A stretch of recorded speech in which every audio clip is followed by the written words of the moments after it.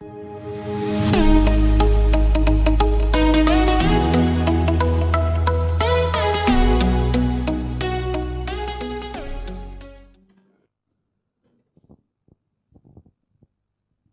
kita berdoa.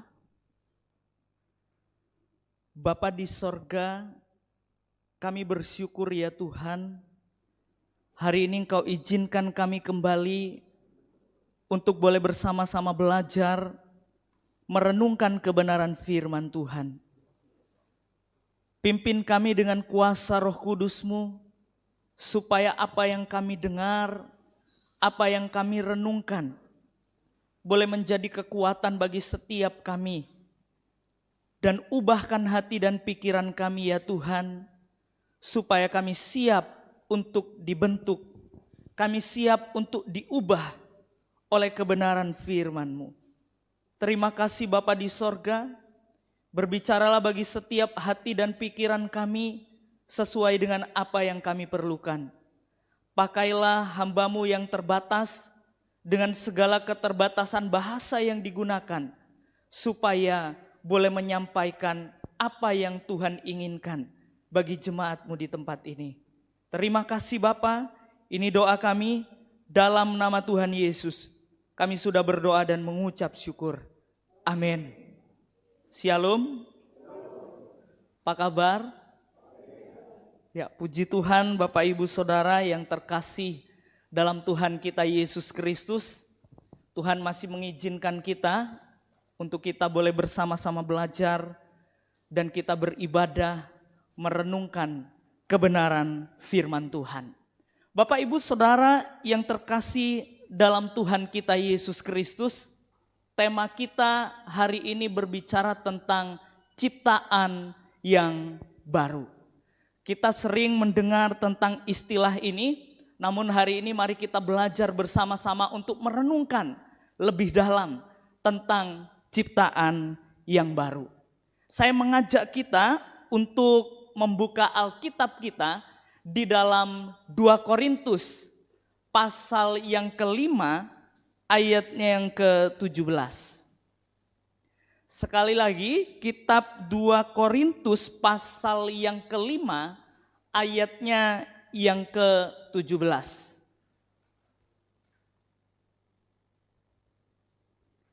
Mari kita membaca bagian ini bersama-sama.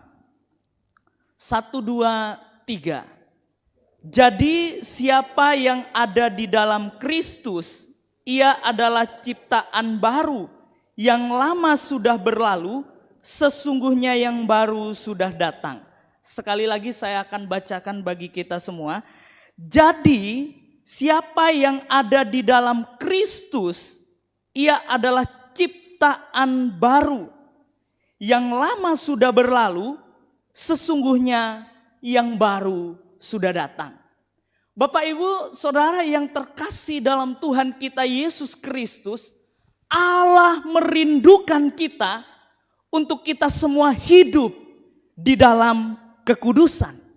Bahkan sebaliknya saudara, Allah juga merindukan kita dan kita juga rindu untuk hidup dalam kesucian. Bahkan kita juga rindu untuk menjadi serupa dengan Kristus. Namun Bapak Ibu Saudara yang terkasih dalam Tuhan kita Yesus Kristus, kerinduan kita untuk menjadi serupa dengan Dia, kerinduan kita untuk hidup dalam kesucian, seringkali digagalkan oleh keinginan daging. Apa itu keinginan daging? Apakah Alkitab memberikan kita pengertian tentang keinginan daging? Apakah Alkitab memaparkan tentang yang namanya keinginan daging? Bapak Ibu Saudara yang terkasih dalam Tuhan kita Yesus Kristus, di dalam Galatia 5 ayat 19 sampai dengan ayat 21, Rasul Paulus mengemukakan daftar singkat dan luas tentang dosa-dosa yang dilakukan oleh seseorang dalam daging. Setidaknya Bapak Ibu Saudara yang terkasih dalam Tuhan kita Yesus Kristus, dalam Galatia ini kita menemukan 4 bagian dosa yang diuraikan oleh Rasul Paulus. Yang pertama Bapak Ibu Saudara adalah dosa dalam kelompok kesusilaan.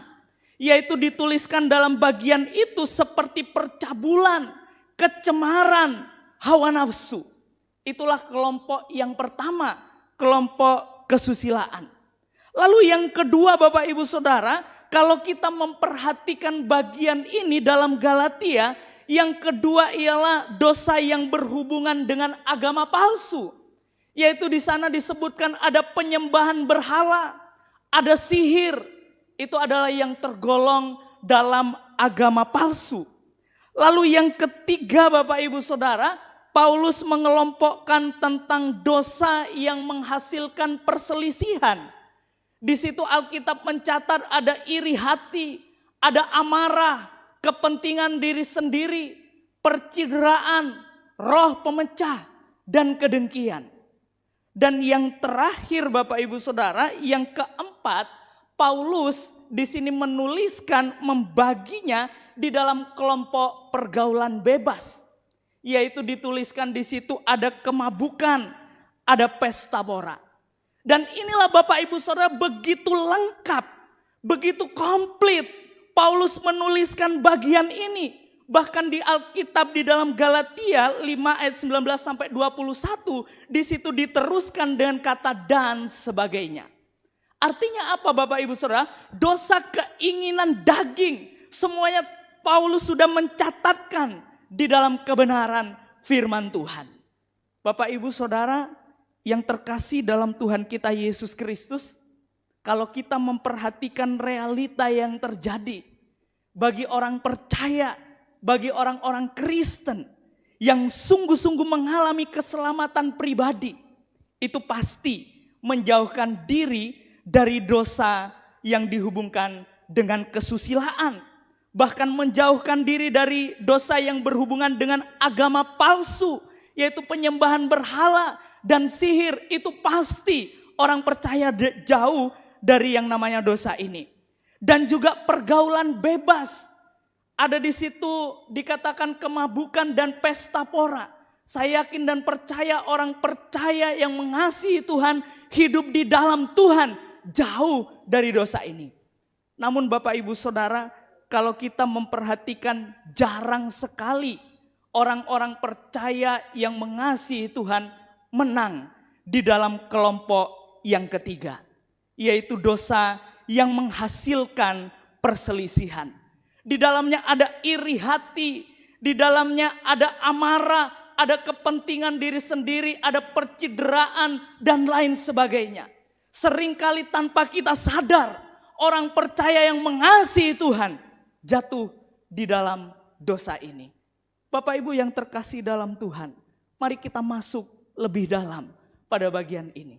Apa yang dimaksud dengan iri hati? Kalau kita memperhatikan iri hati, itu berarti kita tidak senang jika orang lain melebihi kita.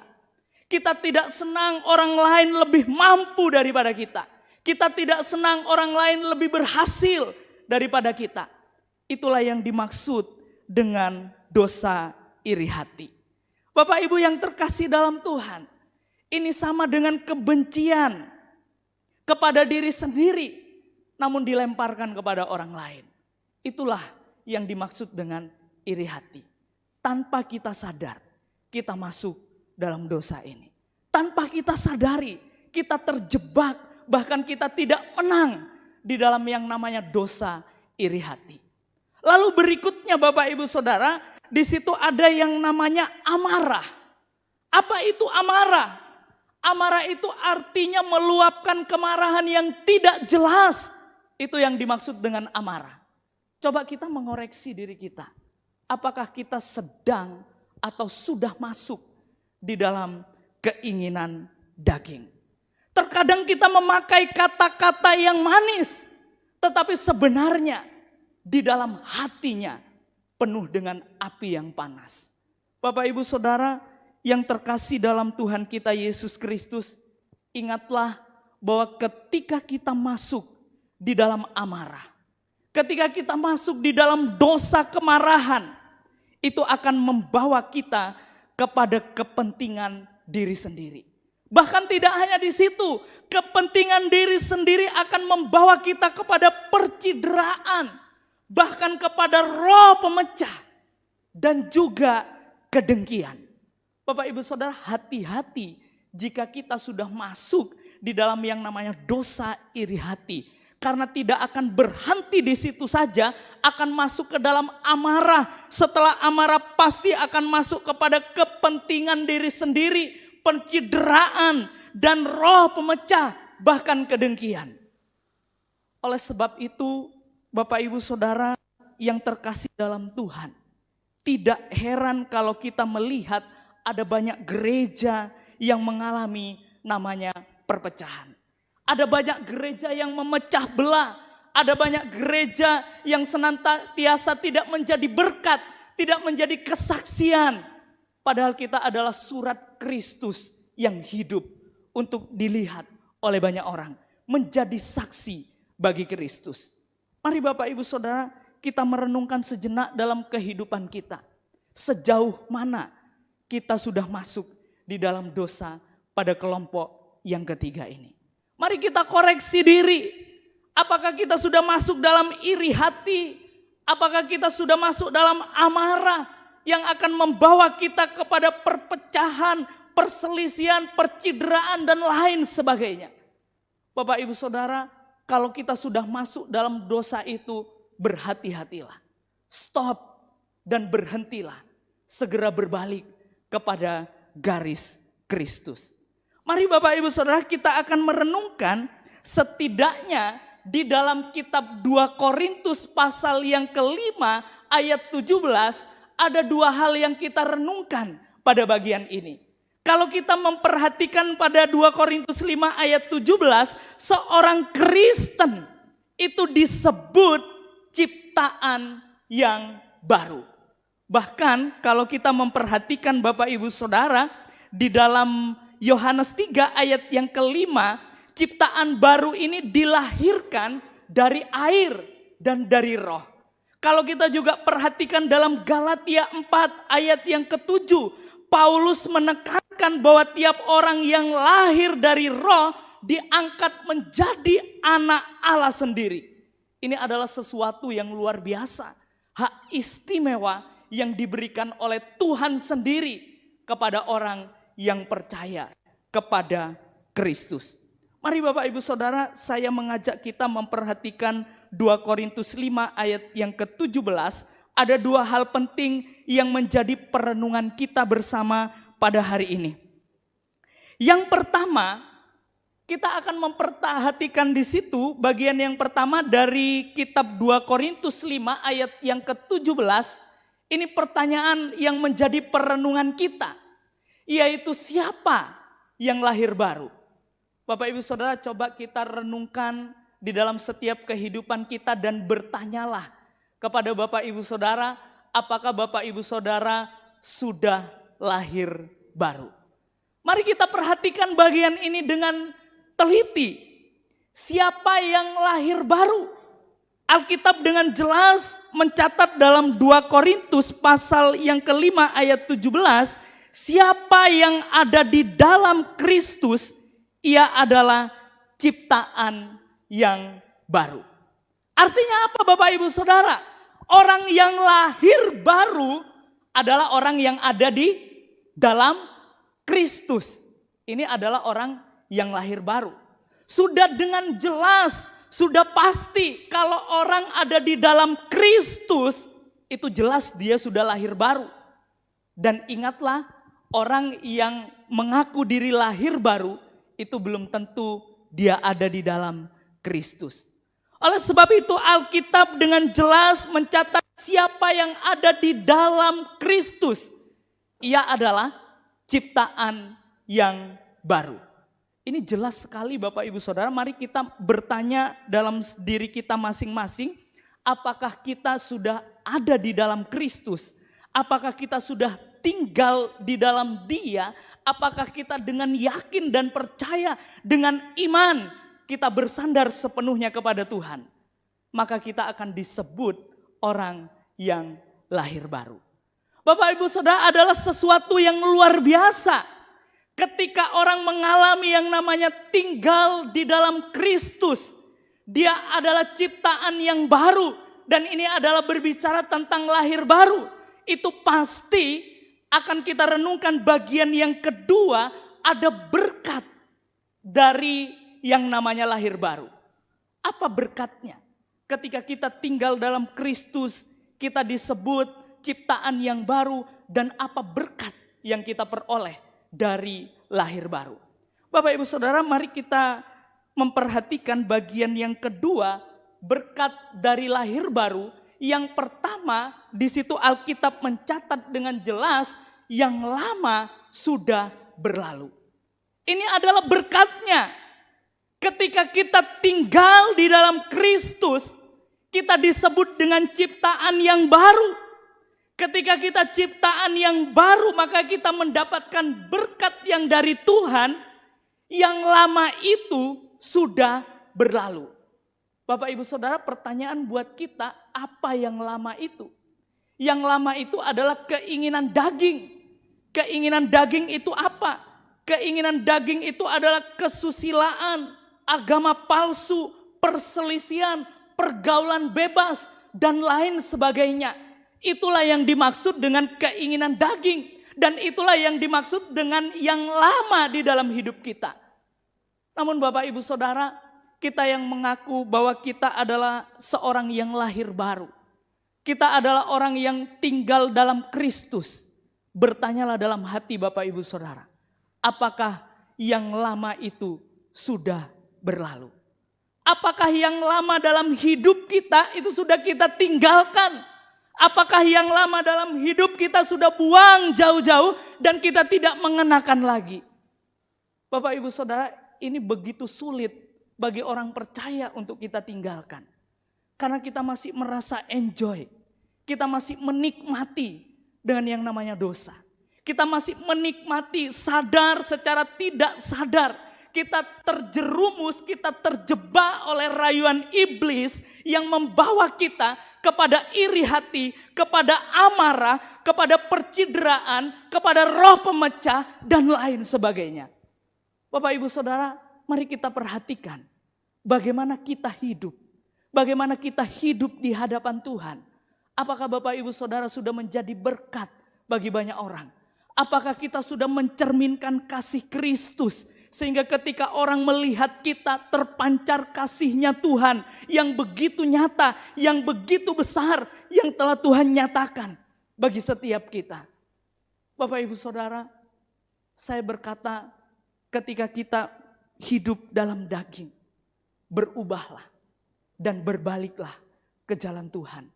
Sebab kita adalah terang Kristus bagi dunia yang gelap ini.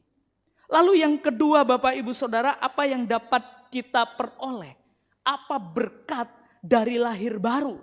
Bagian yang kedua di dalam 2 Korintus 5 ayat 17, kita dapat melihat di situ ada kata yang baru sudah datang. Ini berkatnya. Paulus dengan sistematis menulis bagian ini Bapak Ibu Saudara. Ketika yang lama sudah berlalu, maka sesungguhnya yang baru itu sudah datang. Bapak Ibu Saudara, apakah daging kita sudah mati di dalam Kristus? Apakah hidup kita sudah menjadi terang bagi dunia yang gelap ini? Atau kita masih pingsan? Kita masih belum dalam tahap mati, tapi masih dalam tahap pingsan dan itu akan hidup kembali. Mari Bapak Ibu Saudara, ketika kita percaya, ketika kita sungguh-sungguh di dalam Tuhan, ketika kita sungguh-sungguh di dalam Kristus, ingatlah bahwa Bapak Ibu Saudara dan saya adalah sesuatu ciptaan yang baru. Dan yang lama itu sudah berlalu. Sesungguhnya hidup kita yang sekarang ini adalah hidup yang baru, yang memuliakan Tuhan, yang mengasihi Tuhan, yang menjadi berkat bagi banyak orang. Bapak Ibu Saudara, ketika kita hidup di dalam Kristus, ketika kita mengasihi Tuhan, sesungguhnya kita bisa berkata seperti apa yang dituliskan Paulus di dalam Galatia pasal yang kedua, ayat yang ke-20. Mari kita baca bagian ini bersama-sama. 1, 2, 3. Namun aku hidup, Tetapi bukan lagi aku sendiri yang hidup, melainkan Kristus yang hidup di dalam aku. Dan hidupku yang kuhidupi sekarang ini dalam daging adalah hidup oleh iman dalam Anak Allah yang telah mengasihi aku dan menyerahkannya untuk aku. Bapak Ibu Saudara yang terkasih dalam Tuhan, kita yang mengaku bahwa kita sudah hidup di dalam Kristus, seharusnya kita bisa berkata seperti apa yang dituliskan oleh Rasul Paulus dalam Galatia 2 ayat yang ke-20 ini. Bukan lagi aku yang hidup. Hidup yang aku hidupi sekarang ini adalah hidup oleh iman di dalam Anak Allah yang telah mengasihi aku dan menyerahkan dirinya untuk aku. Bapak Ibu Saudara, mari kita renungkan sejenak. Apakah kita sebagai orang yang percaya, sebagai orang yang mengasihi Tuhan, sudah bisa berkata, bukan lagi aku yang hidup, melainkan Kristus yang hidup di dalam aku. Hidup yang aku hidupi sekarang adalah hidup yang penuh iman dan penuh pengharapan di dalam Anak Allah, yaitu Kristus yang sudah mati bagi Bapak Ibu Saudara dan saya, yang telah menebus dan menghapuskan setiap dosa dan pelanggaran yang sudah Bapak Ibu Saudara lakukan. Seharusnya kita bisa berkata, bukan lagi aku yang hidup, tetapi Kristus yang hidup di dalam aku. Ini sungguh luar biasa. Ini adalah sesuatu yang tidak orang lain miliki, kecuali setiap kita yang percaya dan bersandar sepenuhnya hanya kepada Tuhan. Bapak Ibu Saudara yang terkasih dalam Tuhan kita Yesus Kristus, apa yang menjadi kesimpulan kita pada hari ini? Yang pertama, ingatlah bahwa di dalam Kristus kita adalah ciptaan yang baru. Kita belum menjadi ciptaan, tetapi ketika kita hidup di dalam Kristus, ketika kita percaya, ketika kita beriman dengan kesungguhan hati, maka ingatlah di dalam Kristus kita adalah ciptaan yang baru. Katakan kepada kanan kirinya, kamu adalah ciptaan yang baru. Puji Tuhan. Bapak Ibu Saudara, ketika kita melihat kanan kiri Bapak Ibu Saudara adalah ciptaan yang baru, maka ada kasih Kristus yang terpancar. Maka ada terang yang menyinari setiap kita, yang saling mendukung satu dengan yang lain, bahkan mengubahkan hidup kita untuk menjadi serupa dengan Kristus. Ada amin? Puji Tuhan. Lalu yang kedua Bapak Ibu Saudara, kita dapat melihat bahwa yang kedua adalah ciptaan yang baru adalah meninggalkan hidup yang lama. Pertanyaan buat kita, apakah Bapak Ibu Saudara sudah meninggalkan hidup yang lama? Ada amin?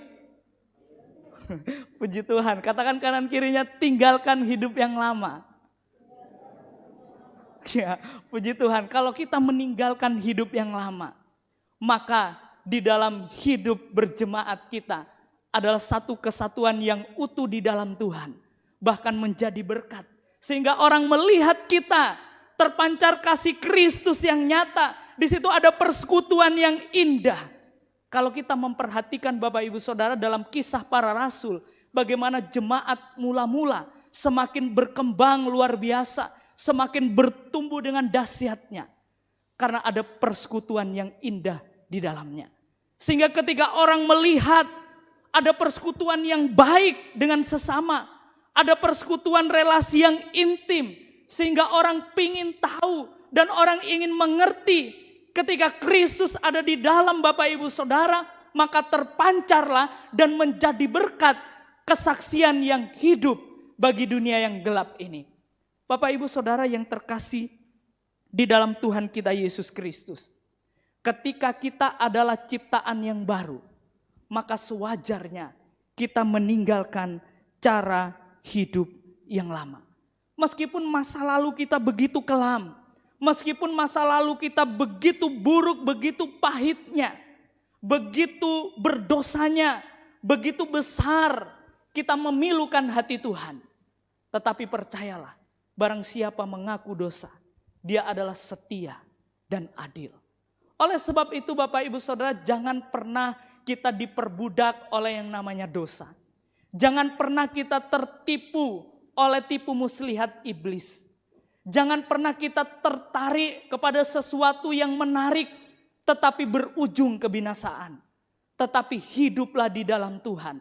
Baik tidak baik apa yang kita alami, penderitaan, tetapi teruslah setia mengikut Tuhan sampai akhir hidup kita. Bapak Ibu Saudara, percayalah, orang percaya yang masih hidup dalam daging itu tidak menutup kemungkinan kita masih bisa jatuh ke dalam dosa, tetapi bukan hidup di dalam dosa. Bapak Ibu saya, ini yang satu hal yang sangat penting perlu kita garis bawahi. Orang Kristen, orang percaya tidak menutup kemungkinan untuk jatuh di dalam dosa, tetapi bukan hidup di dalam dosa. Ini adalah sesuatu yang berbeda. Kalau hidup di dalam dosa, terus menerus kehidupan Bapak Ibu Saudara membuahkan yang namanya dosa. Tetapi kalau jatuh di dalam dosa, ada penyesalan dalam hidup kita dan kita mau berubah untuk ke jalan Tuhan, ke jalan yang lurus yang memuliakan Tuhan. Bapak Ibu Saudara, mari kita membaca bagian ini bersama-sama. Ini menarik untuk menjadi perenungan dalam setiap kehidupan kita pribadi lepas pribadi. Mari kita baca bagian ini. 1, 2, 3. Sudah sewajarnya sebagai ciptaan yang baru, kita sama sekali tidak memiliki masa lalu yang mengganggu dan berpotensi merusak masa depan kita. Saya akan bacakan sekali lagi. Sudah sewajarnya sebagai ciptaan yang baru, kita sama sekali tidak memiliki masa lalu yang mengganggu dan berpotensi merusak masa depan kita. Saya yakin dan percaya ketika kita komitmen di hadapan Tuhan untuk hidup di dalam kebenaran, maka masa lalu kita itu akan mengganggu setiap kita. Masa lalu kita akan terus menerus menggoda kita untuk kita jatuh di dalam dosa yang sama. Oleh sebab itu Bapak Ibu Saudara, perkataan ini sangat begitu dalam untuk kita renungkan. Sewajarnya sebagai ciptaan yang baru, kita sama sekali tidak memiliki masa lalu yang buruk, masa lalu yang memilukan hati Tuhan, itu mengganggu dan berpotensi merusak masa depan kita. Teruslah maju di jalan Tuhan, teruslah andalkan Tuhan, teruslah libatkan Tuhan di dalam segala perencanaan Bapak Ibu Saudara. Dan jadilah berkat bagi banyak orang. Biarlah firman Tuhan pada hari ini boleh menjadi kekuatan bagi setiap kita. Bahkan mengubah hidup kita. Kita sebagai ciptaan yang baru. Hidup kita dimenangkan oleh Tuhan. Ada amin? Puji Tuhan.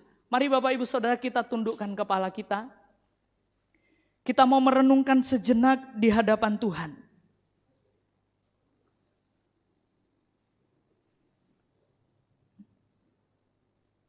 Sebagai manusia yang percaya kepada Kristus, sebagai manusia yang sudah ditebus dengan darah yang kudus, renungkanlah kehidupan Bapak Ibu Saudara. Apakah di dalam hidup ini kita sebagai ciptaan yang baru, apakah kita sudah meninggalkan hidup kita yang sudah lama? Dan apakah yang baru itu sudah datang di dalam kehidupan kita pribadi lepas pribadi? Jikalau masih belum, mari Bapak Ibu Saudara berdoalah secara pribadi di hadapan Tuhan. Mintalah tuntunan Roh Kudus supaya dimampukan untuk kita hidup baru di hadapan Tuhan. Mari kita berdoa. Bapa, kami bersyukur Firman-Mu mengingatkan kami betapa besar kasih-Mu yang telah Engkau nyatakan bagi setiap kami.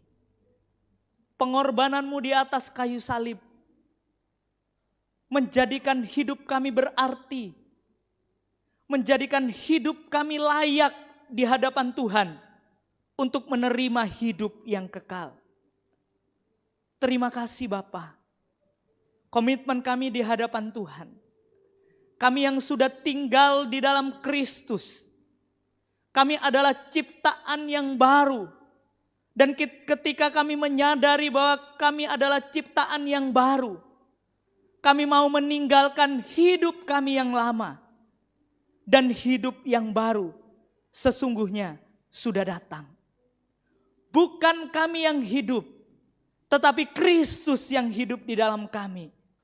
Dan apa yang kami hidupi, terpancar kasih Kristus yang hidup kepada dunia yang jahat ini. Terima kasih Bapa.